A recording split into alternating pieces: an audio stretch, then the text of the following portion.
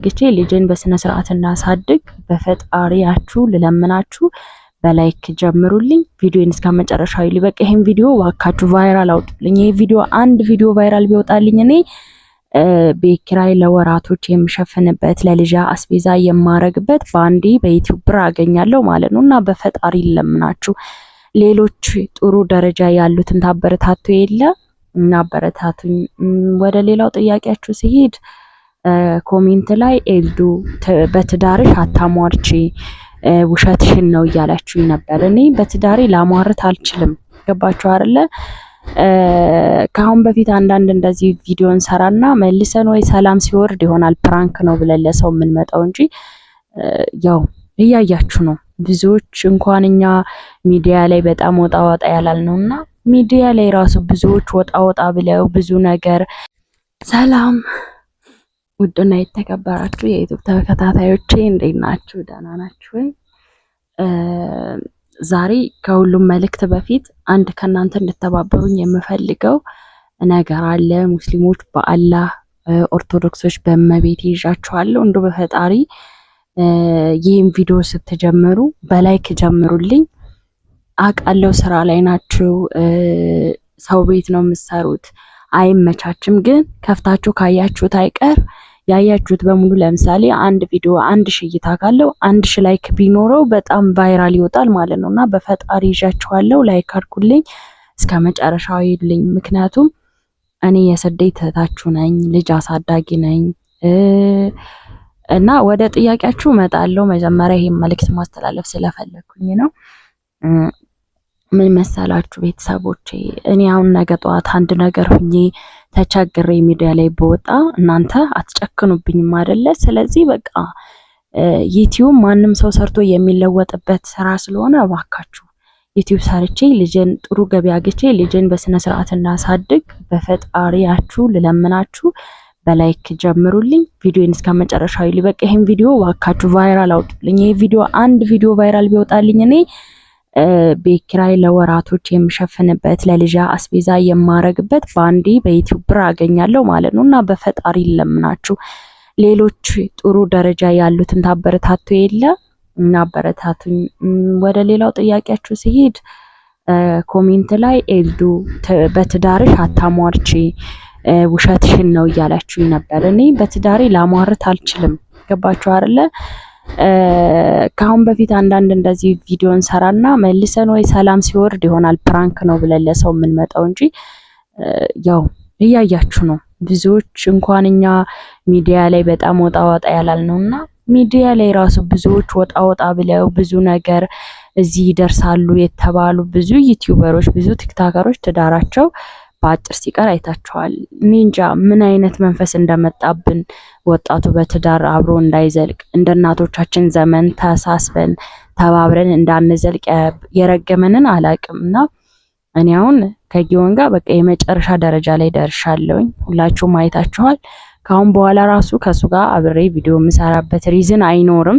ምናልባት ሊረብሽ ክፉ ነገር ሊናገረኝ ምናምን ከመጣ እንደ ማስረጃ ቪዲዮውን ቀርጬ ላስቀምጠው እችላለሁኝ።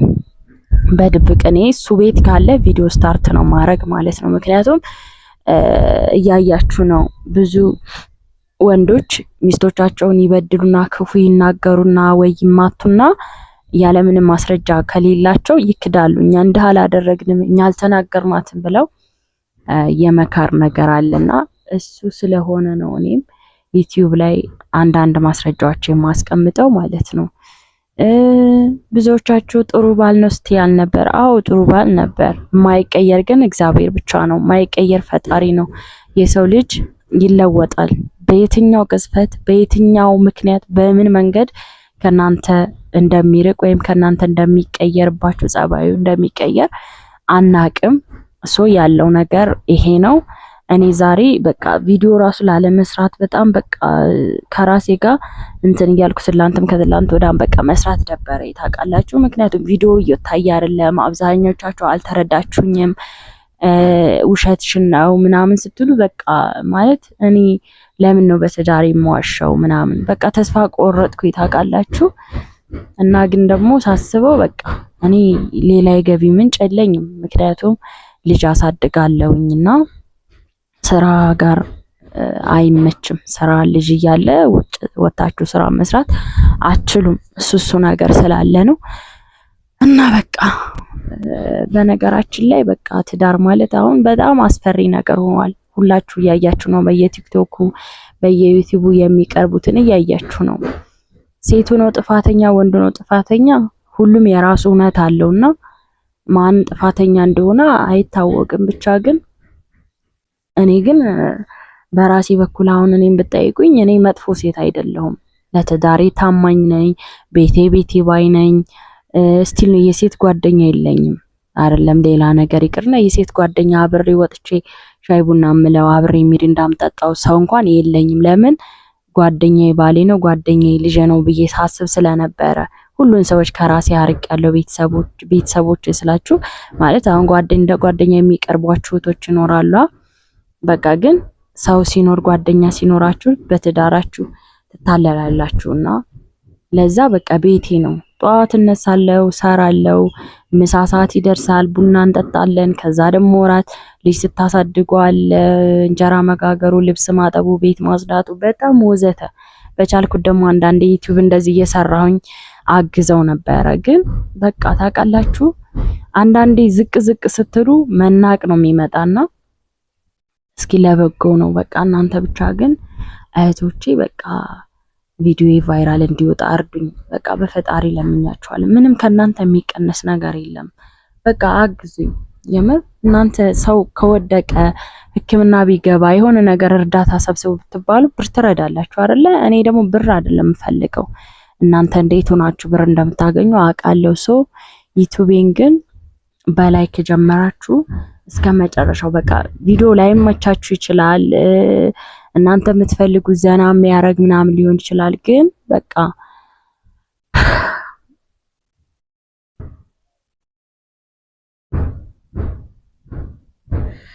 ብቻ ከባድ ነው ቤተሰቦቼ። ማለት እኔ ስደት እንኳን ሄጄ መስራት የምችልበት ሁኔታ ላይ አይደለሁም። ልጄ አለ።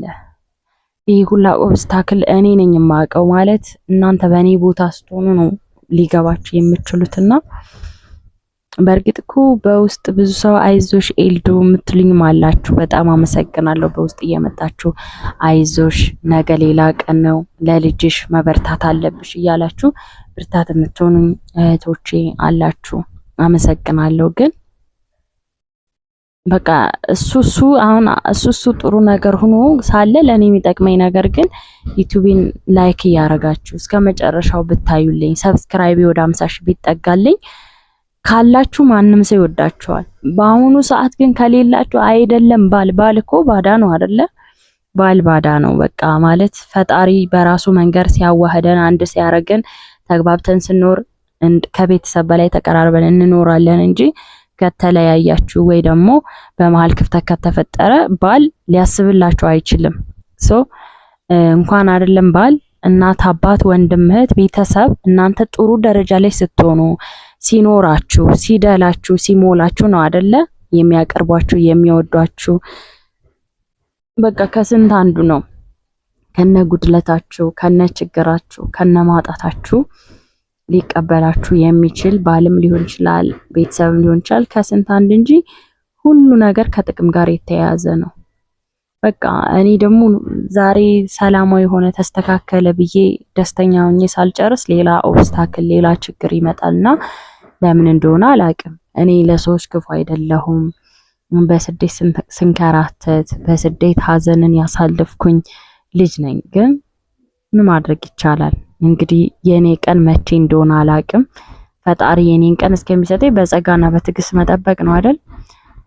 እናንተ ግን በቃ በፈጣሪ በቃ ቪዲዮ ምንም አይነት ቁም ነገር ወሬ ላይኖረው ይችላል። ግን በጣም ጭንቅ ላይ እንደሆንኩ፣ እንደተጨናነቁ፣ እንደተቸገርኩ የእናንተ እርዳታ እንደሚያስፈልግ እርዳታችሁ ደግሞ ምንድነው እንደነገርኳችሁ ላይክ፣ ሰብስክራይብ በማድረግ ቪዲዮን እስከ መጨረሻ በማየት እስኪ እህታዊ ፍቅራችሁን ግለጹልኝ። እውነት በቃ ብቸገር ብወድቅ ጎዳና ብወጣ ልጅን መርዳት ቢያቅተኝ እኮ ኤልዳና እናቃታለን እኮ በቃ እንደዚህ ቻሌንጅ እንጀምርላት ማለታችሁ ይቀራል አይቀርም። ስለዚህ እዛ ከመድረሴ በፊት እናንተ ቪዲዮዬን እስከ መጨረሻው በማየት በላይክ በመጀመር አበረታቱኝ። በቃ ውለታችሁን አረሳም። ብዙ ሰው እንደምታዩ በሚዲያ ዩቲዩበር ሆኖ እየተለወጠ ነው።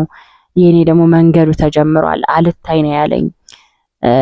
ማለት ያለውን ሳይሆን የሌለውን ማበረታታት በፈጣሪም ዘንድ ያስገኛልና በቃ ይሄ ቪዲዮ ጥሩ እይታ እንዲኖረው እስከ 2000 ላይክ ቢኖረው፣ ላይክ በነገራችን ላይ ቫይራል ያስወጣል። ቤተሰቦቼ ላይክ ሲኖር ኮሜንት ሲኖር የትኛውን ማስተያየት ኮሜንት ከሰጣችሁ ቫይራል ለመውጣት እድል ስለሚኖረው እስኪ ዛሬ ምን ያህል ለሴት ልጅ ከጎኗ እንደምትቆሙ አሳዩኝ። አንድ ሴት ራሷን ካጠፋች ከሞተች ወይ ደግሞ ጎዳና ከወጣች ከተጨናነቀች በሽታ ላይ ችግር ላይ ከወደቀች በኋላ ከንፈር መንከስ ለዛች ልጅ አይጠቅማትም። በቁም ካለን ግን የምንችለውን መረዳዳት። ለምሳሌ የኔን ቪዲዮ ከፈታችሁ ታያችሁት ማለት እስከ መጨረሻው ብታዩት ለእናንተ ምንም የሚቀንስ ነገር የለም። ላይክ ብታረጉት ምንም የሚቀንስ ነገር የለም። አይነው ስራ ላይ ልትሆኑ ትችላላችሁ፣ ግን ምንድነው በቃ ማለት ከመጨናነቅ የተነሳው ላይ ትንሽ ሳውራ ተንፋሽ ቁርጥ የማለት ድክም የማለት ስሜት ራሱ ይሰማኛልና በቃ ወሬ አላብዛባችሁ። ዛሬ ዋናው ርዕሴ በቃ ቪዲዮዬን ቫይራል አውጡልኝ፣ የትኛውንም ቪዲዮ ላይክ አድርጉልኝ፣ አበረታቱኝ። የቀን ውሎዬን እንድሰራ ከልጄ ጋር በቃ ማለት ማንኛውም ዩቲዩበር እንደሚሰራው ሰርቼ በቃ ቁሜ በአንድ እግሬ ማለት በሁለት እግሬ ቁሜ ምን ያህል ጠንካራ እንደሆንኩ እንዳሳይ የእናንተ እርዳታ፣ የእናንተ ላይክ፣ የእናንተ ኮሜንት፣ የእናንተ ቪው ወይም እይታ ያስፈልገኛልና ከጎኔ ሆናችሁ አለንልሽ የስደታችን በርቺ በሉኝ። እስኪ በኮሜንት አጽናኑኝ፣ ላይክ አድርጉልኝና በቃ ትዳር እንደምታዩት ብዙ ታዋቂ ብዙ ፌመሶች እየተለያዩ ነው አይደለ? በእርግጥ ምሳሌ የሚሆነው መለያየት ሳይሆን ነከሌ እኮ ጥሩ ደረጃ ደርሰው አብረው አረጁ የሚለው ነው። ግን ደግሞ ከመጣ ይህ ነገር ካጋጠመ ምን ማድረግ ይቻላል? እየተሰደባችሁ እየተረገጣችሁ ከሌላ ሴት ጋር ስልክ እየተነሳባችሁ ዲስሪስፔክት እየተደረጋችሁ ጥፋት አጥፍቶ እናንተ ይቅርታ መጠየቅ እያለባችሁ እናንተ ይቅርታ እየጠየቃችሁ ካላችሁ ነገ ጧት ወደ መመታት ወደ መጎዳት አካል ወደ መጉደል ማንደርስበት ምንም አይነት ምክንያት ስለሌለ ካሁኑ ሰብሰብ ማለት ይሻላል ብዬ በቃ ካሁን በኋላ የቀረን ፕሮሰስ አለ። ለምሳሌ የወረቀት መቅደድ ሊሆን ይችላል። እሱ ነገር እንግዲህ በቅርቡ በቪዲዮ መመጣ ይሆናል። እስከዛው ድረስ ግን የራሴን አንዳንድ እንደዚህ የቀን ብሎጌን ውሉዬን ከልጄ ጋር ሰራላችኋለሁ። እናንተም ደግሞ ሰብስክራይበሬን አሳድጉልኝ። በተረፈ ወዳችኋለሁ። ባይ ባይ ቤተሰቦች፣ አመሰግናለሁ።